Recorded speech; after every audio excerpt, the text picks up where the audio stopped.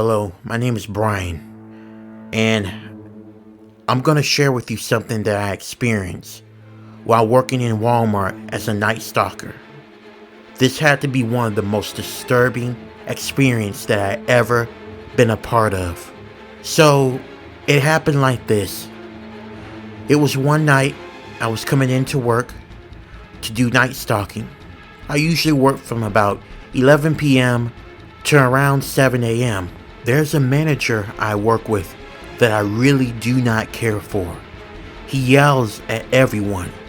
He's really unpleasant with me.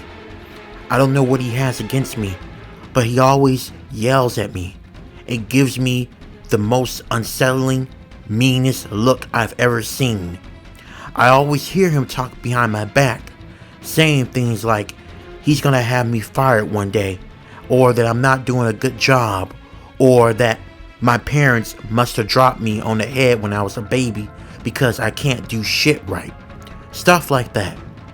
And if you're wondering why haven't I reported him to HR, I have. But for some reason, he still keeps his job. And you're probably asking, okay, why can't you leave? Well, right now I kind of need this job, and there are not a lot of jobs that were hiring at the time I'm telling you this story. But anyway, one night I was doing stalking like I always do. It was around 1:45 a.m. There was a severe thunderstorm warning as it began to rain and lightning and thunder all at the same time. It was really coming down. And I remember my manager telling me, Alright, listen up, Brian. If the power happens to go out, you know how to call on the backup generator, right?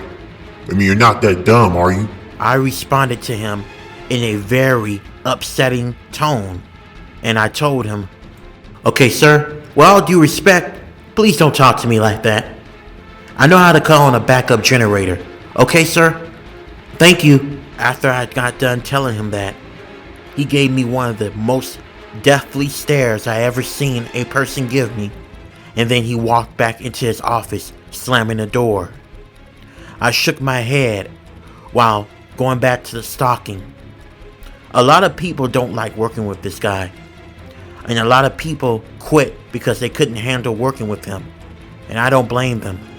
To be honest with you, at the time I don't know how was I able to put up with him, but like I said, I was in a very desperate situation. I really needed the money, and plus the night stalking pays about $18 an hour versus if you do it during the daytime, which only pays about $14 an hour. So, like I said, I needed the job. But anyway, a couple hours had passed. It was really beginning to rain outside. I was in the frozen section stalking some ice cream. When I turned around and was about to put some more ice cream in, I glanced up real quick and I almost fell over. Standing right in front of me was a woman who had blood all over her. She had on baggy jeans and a tank top shirt. I noticed that she was covered in blood.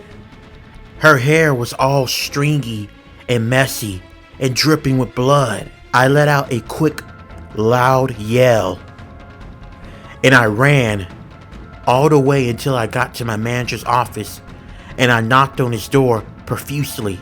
When he opened it up, he looked really annoyed, and he said to me, Damn it, Brian, what do you want? I was taking a nap. What do you need? Why are you disturbing me? I replied to him in a stuttered voice and said, sir, I saw a woman who was covered in blood.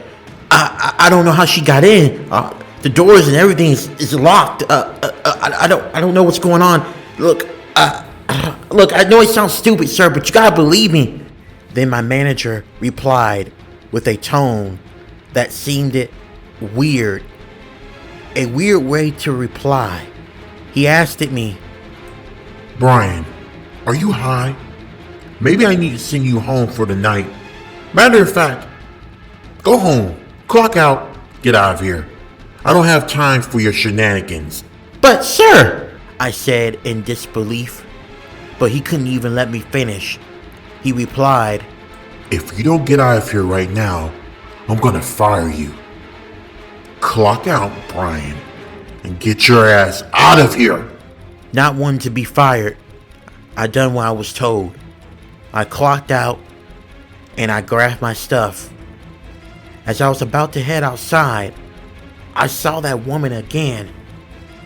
But this time, something was different. She looked at me and then she pointed in the direction of my manager's office. I looked at his office for a second. I turned back around to try to look at the woman to ask her what she was talking about. But when I did, she vanished. It was like she was never there. I started to get a strange feeling that I had to go back. Something was going on, and it wasn't right. The way my manager was acting, this whole situation just seemed so odd. So I decided to go towards my manager's office and walk quietly. When I got by the door of his office, I looked through the peephole and I noticed that he wasn't there. I don't know what got into me, but I opened the door anyway to his office and I walked in. I started to look around for something, but I didn't know what I was looking for. I kept on looking around until I noticed a smell that started to spread across the office. It smelled like rotting meat and flesh.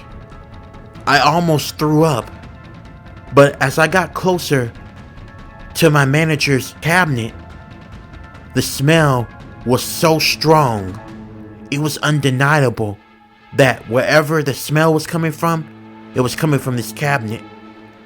I slowly opened the door of the cabinet, and to my horror, a dead corpse flew out of that cabinet. I couldn't take it anymore, as I saw that her entire body was just flesh. I threw up in his office, and immediately I called 911. I explained to the 911 operator about what I saw, and they told me that the officers would be there in about 15 minutes. I hanged up, and I was about to run out of the room until I noticed my manager was standing in between me and the exit of the office, and he had one of the most creepiest smiles I ever seen on him.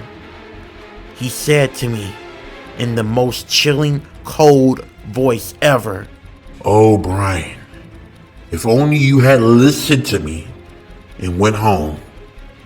Now it looks like I'm gonna have to give you the same treatment I gave your coworker, Maddie." When he mentioned that name, my heart dropped. I know Maddie. She used to do the night stalking with me. Me and her got along very well, but about a month ago, she went missing. Her parents filed a missing persons report, but no one never found her. Now it's all starting to make sense. That was a ghost that I saw. And not just any ghost. It was Maddie's ghost. She was telling me where her body was at and who was responsible for it.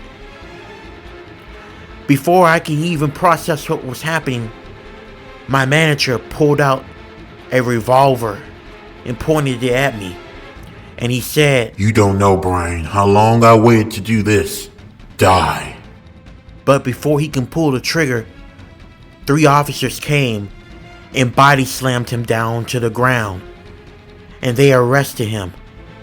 I was so thankful that these cops came just in the nick of time, because I really thought for a second my life was over.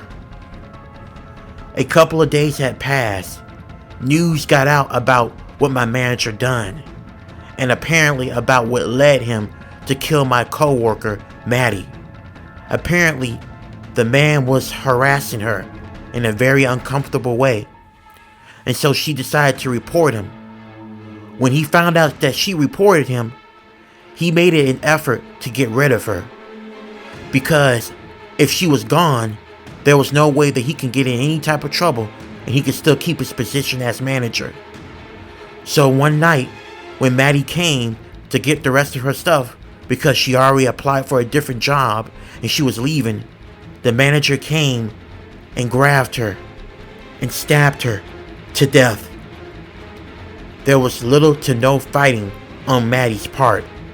My manager was more stronger, and he killed her like some animal. From what I heard, he's serving 3 life sentences in prison. I hope that bastard never sees the light of day again.